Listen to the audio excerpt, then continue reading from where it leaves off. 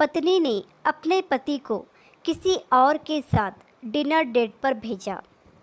एक दिन अचानक मेरी पत्नी मुझसे बोली, सुनो, अगर मैं तुम्हें किसी और के साथ डिनर और फिल्म के लिए बाहर जाने को कहूँ तो तुम क्या कहोगे?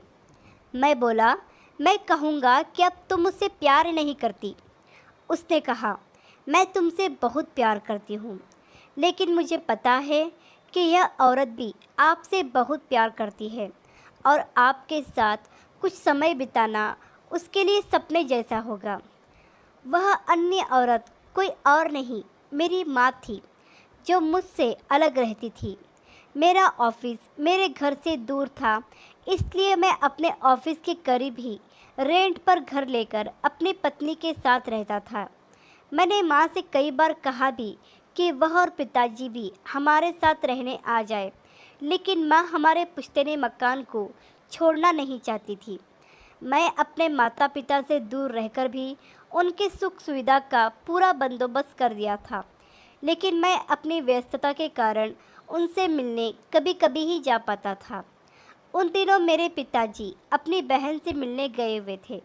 मैंने माँ को फ़ोन कर उन्हें अपने साथ रात के खाने और एक फ़िल्म के लिए बाहर चलने के लिए कहा। तुम ठीक तो हो ना? तुम दोनों के बीच कोई परेशानी तो नहीं? माँ ने पूछा। उनके लिए मेरा इस किस्म का फ़ोन मेरी किसी परेशानी का संकेत था। नहीं, कोई परेशानी नहीं है, बस मैंने सोचा था कि आपके साथ बाहर जाना एक सुखद एहसास होगा। मैंने जवाब दिया और कहा, बस हम दोनों ही चलेंगे। उन्होंने इस बारे में एक पल के लिए सोचा और फिर कहा, ठीक है। शुक्रवार की शाम को जब मैं अपने पुश्तैनी घर पर पहुंचा, तो मैंने देखा कि वह दरवाजे पर मेरा इंतज़ार कर रही थी। वह एक सुंदर पोशाक पहने हुई थी और उनका चेहरा एक अलग सी खुशी में चमक रहा था। कार में बैठते ही माँ ने कहा, मैंने अपने फ्रेंड्स को बताया कि मैं अपने बेटे के साथ बाहर खाना खाने के लिए जा रही हूँ। वे काफ़ी प्रभावित थी और तुम्हारे पिताजी को फ़ोन करके बता दिया है। वह भी यह सुनकर बहुत खुश हुए। मुझे थोड़ा दुख था कि पिताजी हमारे साथ नहीं हैं, लेकिन मैंने वहीं बैठे बैठे यह प्लान बना लिया था कि अगली बार मैं माँ और पिताजी दोनों के साथ समय बिताऊंगा। हम लोग माँ की पसंद वाले रेस्तरां में पहुँचे, जो बहुत सुरुचिपूर्ण तो नहीं मगर अच्छा और आरामदायक था। हम बैठ गए और मैं मेन्यू देखने लगा। मेन्यू पढ़ते हुए मैंने आंख उठाकर देखा तो पाया कि वो मुझे ही देख रही थी और एक उदास सी मुस्कान उनके होठों पर थी। जब तुम छोटे थे तो ये मेन्यू मैं तुम्हारे लिए पढ़ती थी, उन्होंने कहा। माँ, इस समय मैं इसे आपके लिए पढ़ना चाहता हूँ, मैंने जवाब दिया। खाने के दौरान हमारी एक दूसरे के जीवन में घटी हाल की घटनाओं पर चर्चा होने लगी। हमने आपस में इतनी ज़्यादा बात की कि पिक्चर का समय कब निकल गया हमें पता ही नहीं चला। बाद में वापस घर लौटते समय माँ ने कहा कि अगर अगली बार मैं उन्हें बिल का पेमेंट करने दूँ तो वो मेरे साथ दोबारा डिनर के लिए आना चाहेंगी।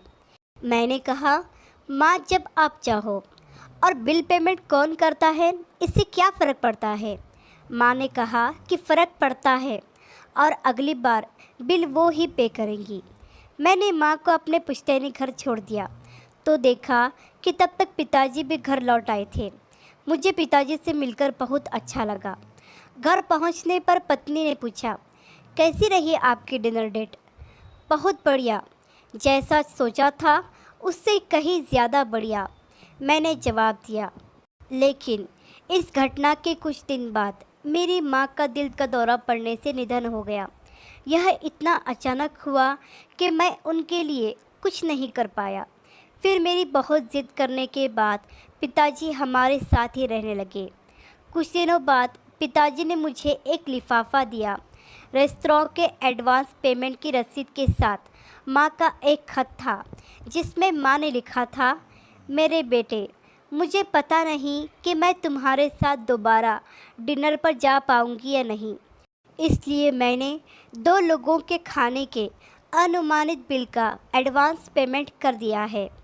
अगर मैं नहीं जा पाऊँ तो तुम अपनी पत्नी के साथ भोजन करने ज़रूर जाना।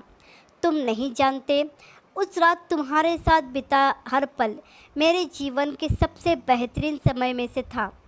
ईश्वर तुम्हें सदा खुश रखे। आई लव यू बेटा, तुम्हारी माँ। उस पल मुझे अपनों को समय देने और उनके प्यार को महसूस करने का महत्व मालूम हुआ।